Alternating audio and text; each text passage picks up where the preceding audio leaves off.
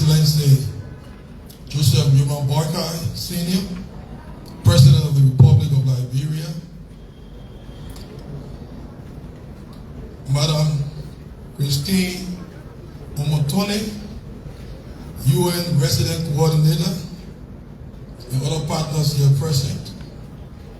His Excellency Ben-Yala Augustine Gun, Doyen, other members of the Diplomatic Corps, the Dean of the Cabinet, the other members of the Cabinet, civil society leaders, private sector executives, officials of government, distinguished ladies and gentlemen.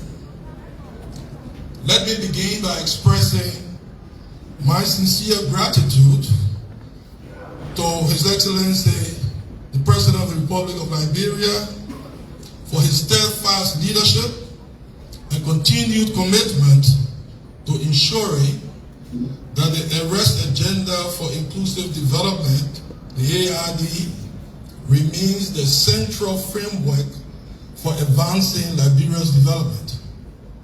I also extend my gratitude to all members of the National Steering Committee and every stakeholder represented here today for your continued partnership and commitment to Liberia's development. Today's meeting provides an opportunity to review progress made during the first year of implementing the Arrest Agenda and to consider the draft implementation reports for the first and second quarters of 2026. More importantly, it allows us to assess performance, identify operational challenges, and agree on practical measures to strengthen coordination and accelerate the delivery of results. Distinguished members of the National Steering Committee, the implementation reports reflect both encouraging achievements and areas requiring greater attention. We see improvements across several sectors, undergirded by continued macroeconomic stability. At the same time, the reports highlight challenges that require collective action, including delays in project execution, reporting gaps, capacity constraints, and the need for stronger coordination across institutions. At the macro level, Liberia continues to navigate a challenging global and fiscal environment. Nevertheless, our economic performance during the first year of implementation, that is 2025, and the first half of 2026, shows encouraging results. Over the past year, Liberia's macroeconomic performance has shown encouraging momentum. Real GDP growth increased from 4% in 2024 to 5.1% in 2025, and is projected to reach 5.5% in 2026, aligning well with the growth path outlined in the Arrest Agenda.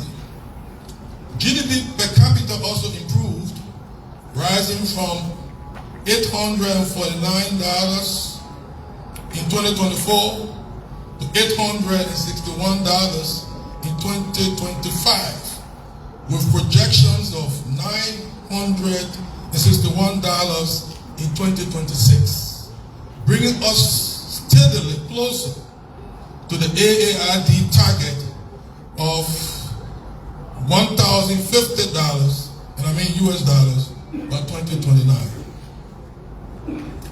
Inflation remained largely contained throughout 2025, staying within single digits.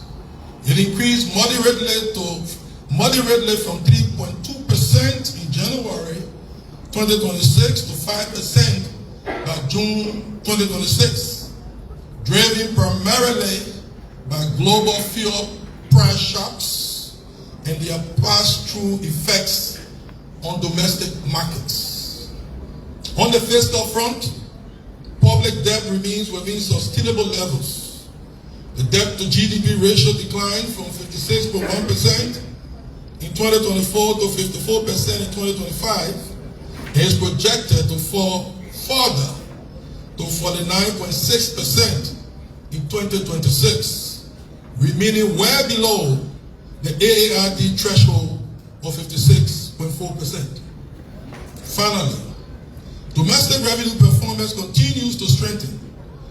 Collections increased from $699 million in 2024 to $848 million in 2025 and reached $761.1 million by June 2026. This trajectory indicates that we remain firmly on course to meet the approved 2026 revenue target of $1.3 billion. These developments provide an important foundation for the implementation of the AID. However, macroeconomic stability is only one part of the development equation.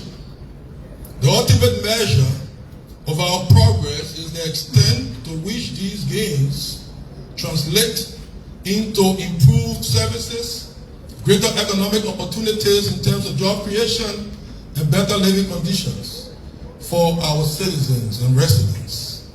Beyond macroeconomic performance, the AID Year 1 implementation focused on establishing a foundation for inclusive growth through improved coordination mechanisms, strengthened public investment and budget execution, enhanced planning and monetary frameworks, and stronger sector alignment to national priorities. Governance and planning reforms have strengthened our ability to track commitments and assess performance. However, implementation assessment shows that progress remains uneven across some institutions, pillars, and programs. While some institutions have demonstrated encouraging performance, others continue to face implementation delays, reporting weaknesses and capacity limitations. These challenges underscore the need for stronger coordination, more effective budget preparation and execution, and timely reporting.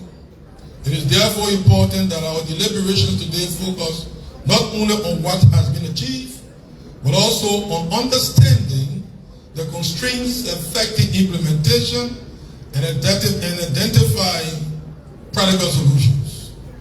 The Ministry of Finance and Development Planning will continue to work with all implementing institutions to strengthen planning, financing, monitoring, and reporting, while ensuring that scarce public resources are directed with measurable development impact. Our objective is straightforward: to ensure that government programs remain aligned with national priorities and that available resources are effectively translated into measurable development outcomes for our citizens and residents.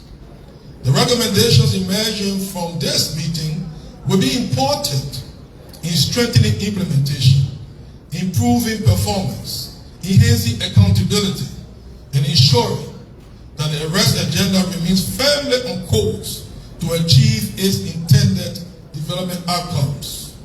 Excellencies, distinguished ladies and gentlemen, we are privileged to have with us today our visionary leader, the President of the Republic of Liberia and Chair of the National Steering Committee for the AID, His Excellency Joseph Nyuma Boakai Sr.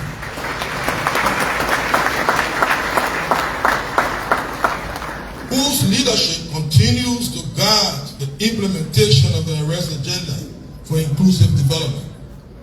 We look forward to his policy guidance and strategic direction as we continue working together to achieve our national development aspirations. Let me now conclude by warmly welcoming His Excellency the President and all other distinguished members of the National Steering Committee, and all other attendees to this important meeting. I wish us all fruitful deliberations as we work together to advance the implementation of the arrest agenda for inclusive development. Thank you. Daria wywołała Finance Minister.